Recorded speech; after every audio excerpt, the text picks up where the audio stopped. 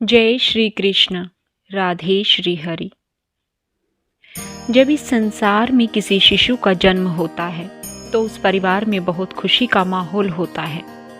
हो भी क्यों ना, एक परिवार की खुशी के साथ साथ उस नन्हे शिशु की जिंदगी का एक नया अध्याय जो शुरू होने जा रहा होता है। पता है, कभी कभी हम इतना सोचते हैं जो कि अकारण ही होता है। जब बच्चा धीरे धीरे बड़ा होने लगता है, उसकी महत्वाकांक्षाएं भी बढ़ने लगती हैं।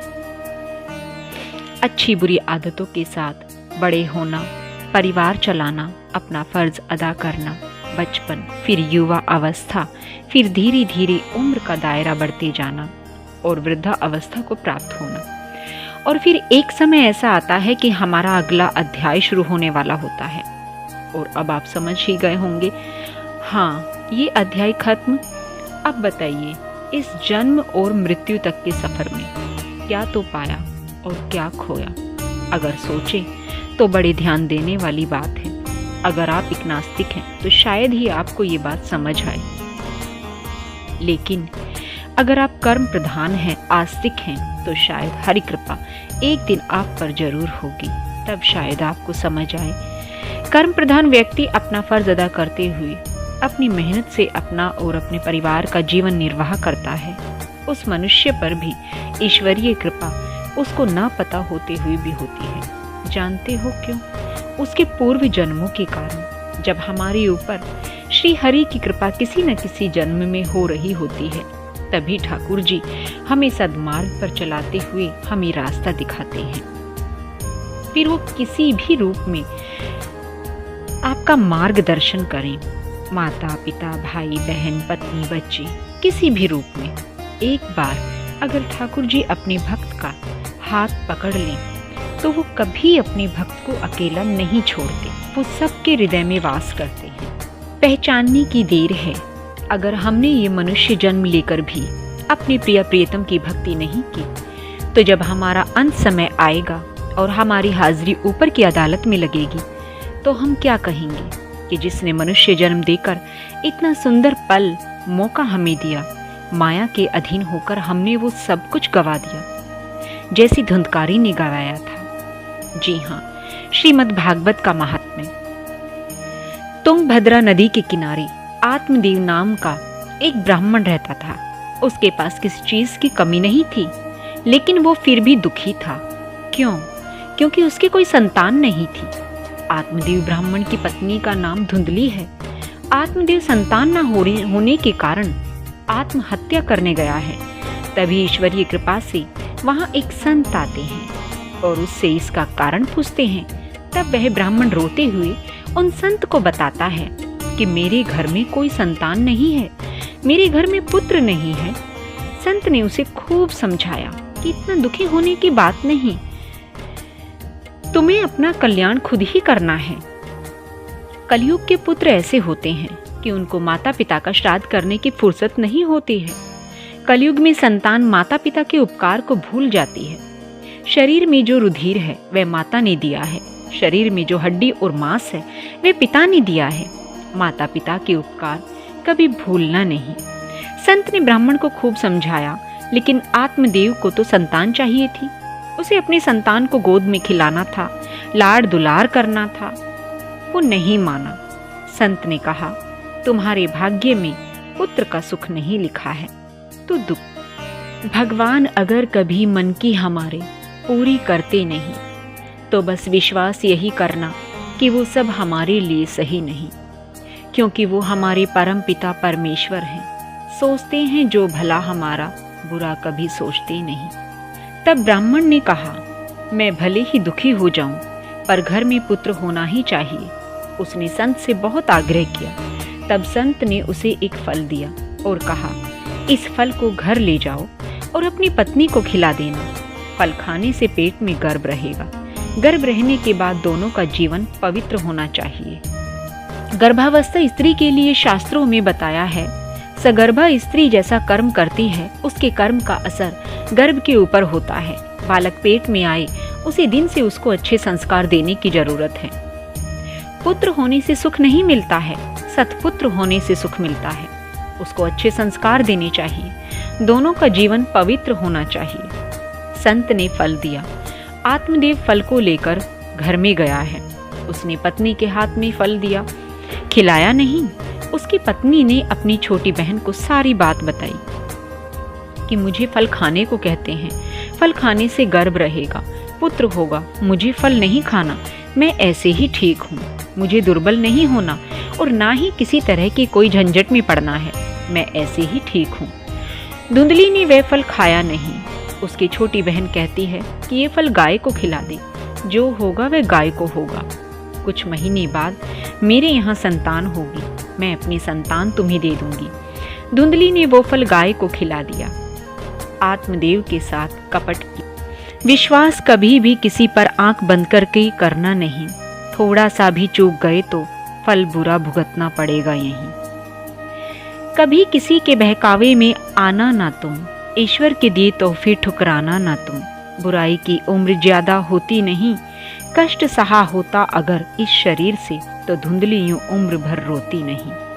आत्मदेव के साथ कपट किया। मैंने फल खाया है, मेरे पेट में गर्भ रहा है। जब छोटी बहन के यहाँ बालक हुआ तो मध्य रात्रि को वह बालक अपने यहाँ ले आई और सभी को कहा मेरे यहाँ बालक हुआ है। रात्रि के समय पुत्र हुआ है। आत्मदेव को जब पुत्र दर्शन हो जाता है उसे थोड़ी शंका होती है। तब पत्नी कहती है संत ने फल दिया था, इसलिए बालक जन्म से ही पुष्ट है। आप विश्वास रखो, यह हमारा ही बालक है। मेरा नाम धुंधली है, मैं अपने पुत्र का नाम धुंधकारी रखती हूँ। उधर संत का दिया प्रसाद गाय को खिलाया था। वहां जो बालक हुआ उसका शरीर मानव जैसा था, उसके कान गाय के कान के समान लंबे थे। उसका नाम गोकर्ण रखा है। गोकर्ण जी महान ज्ञानी हुए और धुंधकारी दुराचारी हुआ। ऐसा दुष्ट था धुंधकारी जो पाप करके सुख भोगता था, कई वैश्याओं के साथ रहता था। वह दुराचारी हुआ है, माता पिता को कष्ट पहुंचाता है। गोकर्ण एक दिन अपने पिताजी को समझाते हैं और उनको कहते हैं अब मृत्यु समीप में है, आपका घर भगवान के चरणों में है, एक दिन यह घर छोड़ना ही होगा। हमेशा अपने मन में धीरज बनाए रखना, ज्ञान की ज्योति सदैव जगाए रखना। अभिनय जब इस जगत से करके जाओगे तो एक एक पल का हिसाब परमात्मा को देकर आओगे। गोकर्ण जी ज्ञानी थे, उन्होंने आत्मदेव जी को सुंदर उपदेश दिया है। आत्मदेव गंगा किनारे आए हैं, श्री कृष्ण भगवान की भक्ति की है, उनके प्रत्यक्ष दर्शन किए हैं।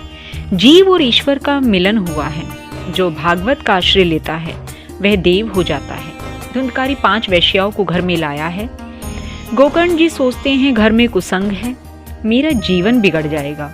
गोकर्ण जी घर छोड़कर तीर्थ यात्रा करने चले जाते हैं। इधर धुंधकारी चोरी करता है, बुरा आचरण करता है। उसके दुखों से तंग उसकी माँ भी मर जाती है। धुंधकारी के गलत व्यवहार से तंग आकर 5 वैश्याओं ने एक दिन धुंधकारी को बांध कर मार डाला। उसके साथ कपट किया और वहां से धन लेकर चली गई। जो पाप करता है वह मरने के बाद यमपुरी भी नहीं जाता। धुंधकारी ने अपने अंत के बारे में कभी सोचा नहीं था। मृत्यु के बाद प्रेत बना और भटकता रहा।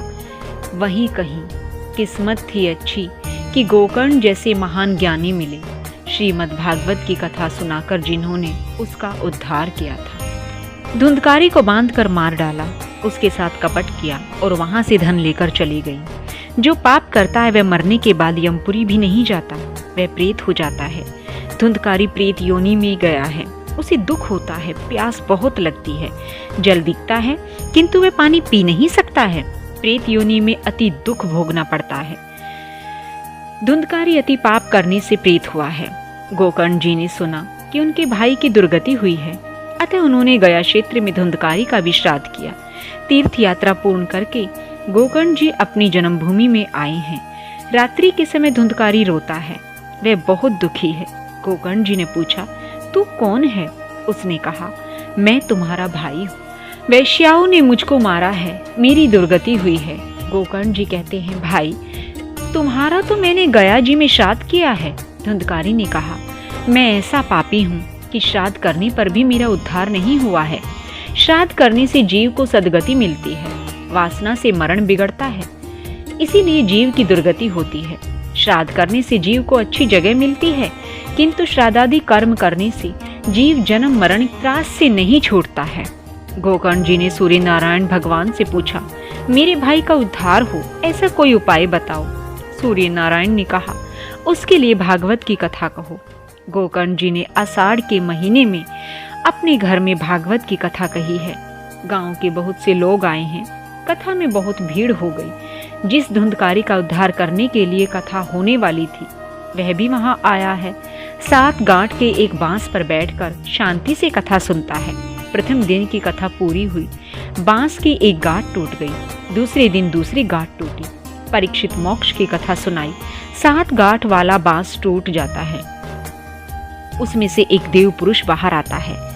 धन्य है भागवत कथा, जो धन्य है श्री सुखदेव जी महाराज को मेरे जैसे अति पापी जीव का भी उद्धार हुआ है। अब मैं भगवान के धाम में जाता हूँ। गोकर्ण जी को आश्चर्य हुआ है कि कथा तो बहुत से श्रोताओं ने सुनी है, किंतु एक धुंधकारी को ही मुक्ति मिली है। गोकर्ण जी ने भगवान के पार्षदों से पूछा।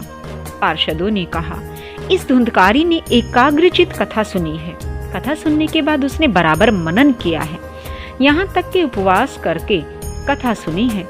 तब गोकर्ण जी ने पुनः सभी के कल्याण के लिए श्रावण महीने में कथा कही है। एकाग्रचित से सभी कथा सुनते हैं। कथा में आनंद आता है। कथा धीरे धीरे हृदय को विशुद्ध बनाती है। कथा से भक्ति पुष्ट होती है। ज्ञान वैराग्य जागृत होते हैं।